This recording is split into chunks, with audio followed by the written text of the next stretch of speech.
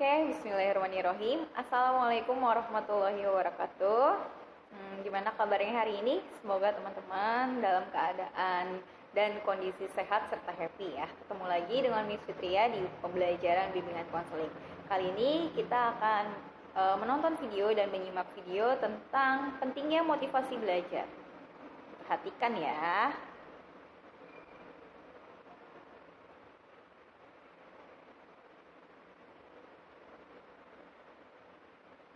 Di sini ada tujuannya, yaitu dapat memahami dan memiliki sikap positif untuk membangkitkan motivasi belajar hingga mampu menyelesaikan pelajaran dengan baik dan berprestasi.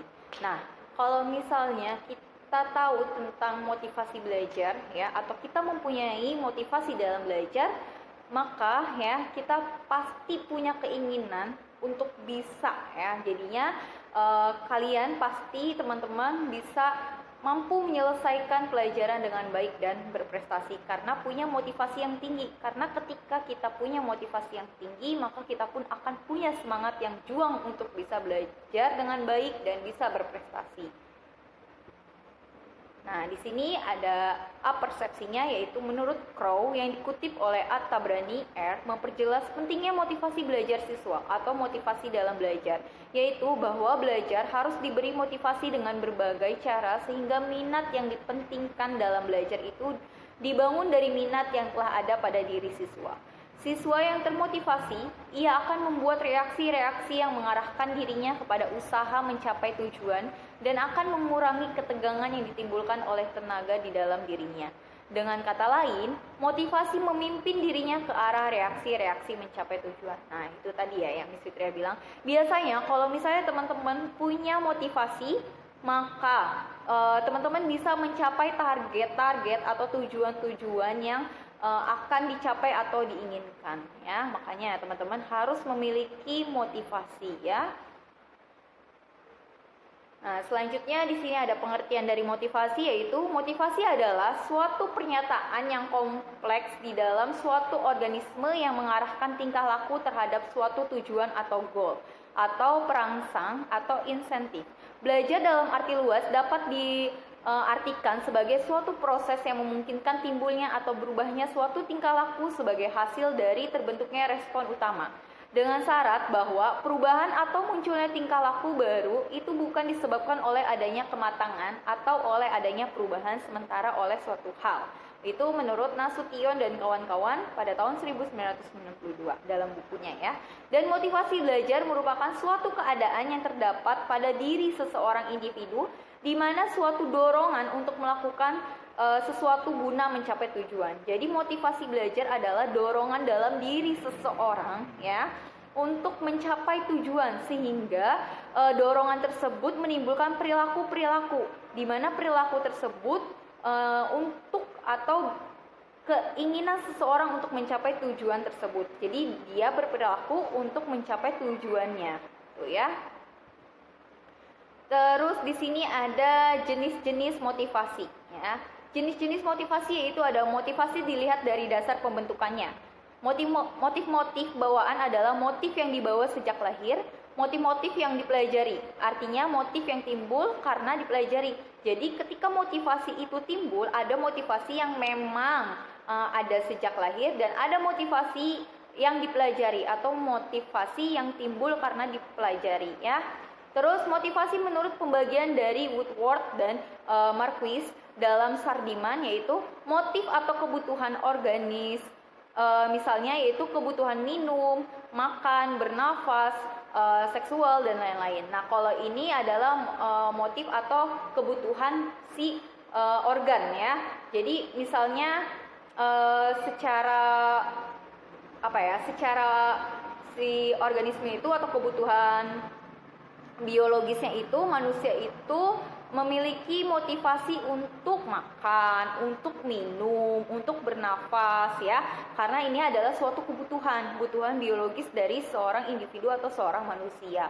Adapun motif-motif darurat misalnya menyelamatkan diri, dorongan untuk membalas dan sebagainya. Nah, ini adalah motif yang timbul dari dalam diri seseorang atau naluritas Ketika misalnya dia dalam keadaan darurat atau dalam keadaan bahaya, biasanya seseorang punya refleks atau punya motif di dalam diri tanpa dia sadari untuk menghindar dari hal-hal yang membahayakan dirinya, ya. Jadi menyelamatkan diri, atau misalnya dia kesel gitu ya, ada rasa kesel atau ada rasa marah, biasanya ada motif dalam diri atau ada dorongan dalam diri untuk melawan atau untuk membalas dan sebagainya. Nah, adapun motif-motif objektif lainnya ya.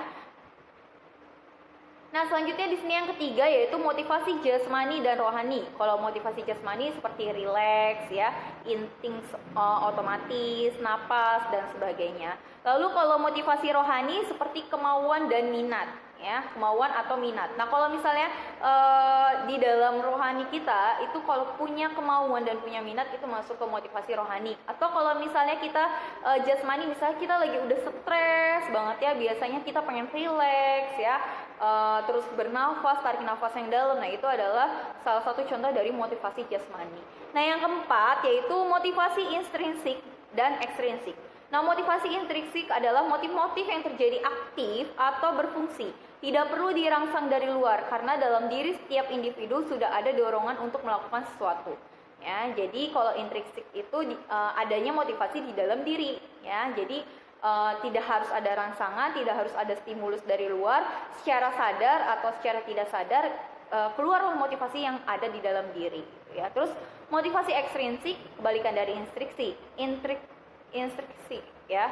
Jadi ekstrinsik ini kebalikan dari intrinsik adalah motif-motif yang aktif dan berfungsi karena adanya perangsang dari luar. Nah, kalau misalnya intrinsik itu dari dalam, kalau ekstrinsik itu dari luar ya. Jangan kebalik ya.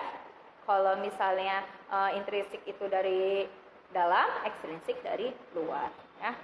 Nah, selanjutnya di sini ada bentuk motivasi yang sering dilakukan di sekolah ya. Yang pertama memberi angka, yang kedua hadiah, yang ketiga pujian, yang keempat gerakan tubuh, yang kelima memberi tugas, dan yang keenam memberikan ulangan, yang ketujuh mengetahui hasil, yang kedelapan hukuman ya. Di sini adalah bentuk-bentuk motivasi yang suka dilakukan oleh sekolah atau ketika kalian berada di sekolah ya. Biasanya misalnya guru memberikan angka gitu ya, misalnya angka kalian 100, itu bisa membuat kalian termotivasi untuk lebih giat lagi. Atau kalau angkanya yang jelek pun bisa juga untuk membuat motivasi kalian ya, dengan dapat tantangan nilainya kurang atau nilainya belum sempurna, kalian jadi termotivasi untuk bisa mendapatkan nilai atau angka yang sempurna ya. Terus hadiah, misalnya diberikan hadiah, dengan diberikan hadiah jadi kalian semangat gitu kan, semangat untuk bisa mendapatkan hadiah tersebut atau reward tersebut. Dan gerakan tubuh, misalnya gerakan tubuh itu misalnya applause, tepuk tangan gitu kan, diberikan tepuk tangan, itu pun bisa membangkitkan atau membuat kalian jadi termotivasi. Atau memberikan tugas, dan memberikan tugas pun itu ternyata bisa membangkitkan motivasi karena ketika diberikan tugas maka kalian otomatis ya akan mengerjakan tugas tersebut ya. Jadi itu adalah motivasi untuk mengerjakan tugas ya. Terus memberikan ulangan ya, motivasi untuk belajar ada, motivasi untuk mendapatkan nilai yang baik otomatis jadi supaya hasil ulangannya bagus, terus dia mengerjakan ulangan serta mengetahui hasil. Tadi ya, kalau misalnya hasilnya bagus, hasilnya kurang, itu pun dua-duanya akan memberikan dampak motivasi ke kalian. Nah, jangan sebaliknya ya, ketika mendapatkan nilai yang jelek atau mengetahui hasil yang jelek, kalian malah ngedown, motivasinya turun. Nah, bukan seperti itu. Justru motivasinya harus tetap semangat ya. Terus yang terakhir hukuman. Hukuman pun ternyata bisa memberikan efek motivasi dalam diri kalian ya. Nah, selanjutnya faktor yang mempengaruhi belajar. Beberapa faktor yang mempengaruhi belajar antara lain faktor individual dan faktor sosial.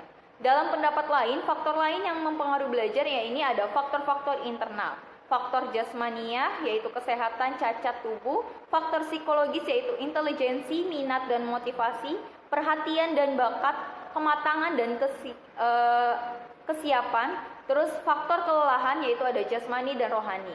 Sementara untuk faktor-faktor eksternal yaitu ada faktor keluarga, bagaimana cara orang tua mendidik, relasi antara anggota keluarga, suasana rumah, keadaan gedung dan metode belajar. Dan faktor sekolah, metode mengajar dan kurikulum, relasi guru dan siswa, disiplin sekolah, alat pengajaran dan waktu sekolah, keadaan gedung dan metode belajar, standar pelajaran. serta faktor masyarakat, yaitu kegiatan siswa dalam masyarakat. Nah, Miss, kok kenapa sih faktor jasmania itu mempengaruhi motivasi kita juga? Iya, kalau misalnya ini kan tadi yang masuk ke dalam faktor jasmania itu ada kesehatan dan ada cacat tubuh. Nah, kalau misalnya kesehatannya sedang sakit, otomatis kalian jasmanianya kan jadi menurun. Nah, otomatis itu pun akan mempengaruhi belajar kalian, jadi lemes, jadi lelah, ya kan. Terus cacat tubuh pun juga akan mempengaruhi motivasi kalian. Kalau misalnya cacat tubuhnya jadi motivasinya tinggi itu bagus, tapi kalau misalnya di sini kebalikan, ya karena cacat tubuh akhirnya motivasi kalian jadi menurun, ya. Dan ada faktor psikologis, intelijensi, minat dan motivasi, perhatian dan bakat, kematangan dan kesiapan, ya. Di sini pun mempengaruhi, ya. Intelijensi itu misalnya daya ingat kalian, kepintaran kalian, kecerdasan kalian, kepandaian kalian, dan lain-lain. Serta minat kita, kalau misalnya memang kita minatnya minat banget nih di satu pelajaran ini gitu kan, otomatis kita akan semangat banget mengikuti pembelajaran tersebut. Tapi kalau misalnya minat kita kurang di suatu pembelajaran itu, nah akhirnya kita mengikuti pembelajaran juga dengan setengah hati, setengah-setengah gitu kan. Ya udahlah, yang penting ikut aja pembelajarannya, padahal setelah pembelajaran kita nggak ngerti sama sekali, ya kan. Nah itu biasanya kalau misalnya faktor dari minat terhadap suatu pelajaran, ya. Terus adanya motivasi, jelas kalau misalnya kita punya motivasi otomatis kita pun akan semangat. Perhatian dan bakat, ya, apalagi kalau misalnya memang kita pun berbakat di dalam suatu pelajaran tersebut, misalnya olahraga gitu. Ternyata di dalam olahraga itu ada main basket dan ternyata bakat kita tuh di bermain basket. Otomatis kita bakalan bagus banget atau bakalan semangat banget ketika di pelajaran basket gitu. Terus dan kematangan dan kesiapan. Nah, kesiapan ini pun ya dalam hal belajar mempengaruhi kalian untuk bisa termotivasi, ya. Dan yang terakhir itu faktor kelelahan baik jasmani maupun rohani. Kalau kita udah jenuh, udah capek, otomatis bakal mempengaruhi motivasi. Selanjutnya di faktor-faktor eksternal itu contohnya misalnya tadi faktor keluarga, cara orang tua mendidik, ya jelas ya bagaimana cara orang tua mendidik itu pun mempengaruhi motivasi kalian. Relasi antara anggota keluarga, kalau misalnya kita habis berantem dengan mama, habis berantem sama adik atau habis berantem dengan kakak atau sama ayah, otomatis akan mempengaruhi motivasi kita ketika belajar, jadinya bad mood, ya. Terus suasana rumah, ya juga kalau misalnya suasana rumahnya nggak nyaman gitu kan, berisik, otomatis motivasi belajar pun akan menurun. Terus keadaan gedung dan metode belajar yang salah, misalnya metode belajarnya SKS, sistem kebut semalam atau apapun, itu pun akan mempengaruhi motivasi belajar kita. Terus kalau di sekolah itu tadi ya metode mengajar dan kurikulum guru, terus relasi guru dengan siswa, ya, disiplin sekolah, alat pengajaran dan waktu sekolah, keadaan gedung dan metode belajar, serta standar pelajaran. Kalau faktor masyarakat, kegiatan siswa dalam masyarakat, ya. Nah, selanjutnya di sini ada faktor yang mempengaruhi motivasi belajar. Yang pertama, cita-cita atau aspirasi siswa. Yang kedua, kemampuan siswa. Yang ketiga, kondisi siswa dan lingkungan. Dan yang keempat, unsur dinamis dan pengajaran.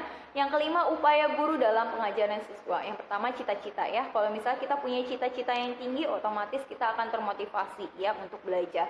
Yang kedua, kemampuan siswa, ya. Bagaimana kemampuan siswa untuk mengendalikan atau mempertahankan motivasi belajar dalam diri siswa tersebut, ya. Terus yang ketiga, kondisi siswa dan lingkungan. Nah, ini pun ya PR terberat buat kita untuk bisa mengetahui kondisi kita, ya. Jadi gimana caranya kita bisa mengkondisikan kondisi kita ketika kita lelah, tapi kita tetap ada atau tetap menjaga motivasi kita untuk belajar, ya. Terus dan lingkungan pun, ketika lingkungan mungkin tidak mendukung kita gitu kan untuk belajar, tapi kita bisa mempertahankan bagaimana mood kita, bagaimana motivasi kita tetap bertahan atau tetap bisa belajar walaupun lingkungannya tidak nyaman misalnya, ya. Dan upaya guru dalam pengajaran siswa, bagaimana upaya guru dalam mengajarkan siswa, apakah bisa gitu kan dalam memberikan pengajaran guru itu membuat siswa termotivasi belajar gitu kan, membuat siswa mau belajar. Nah, unsur dinamis dan pengajaran, yaitu tadi ya bagaimana cara pengajarannya, bagaimana unsur yang masih tetapnya gitu kan, atau bagaimana kita antara siswa dan guru gitu, atau orang tua dan guru dan lingkungan dan siswa. ya, atau orang tua dan siswa itu. Oke, sampai sini ada yang mau ditanyakan?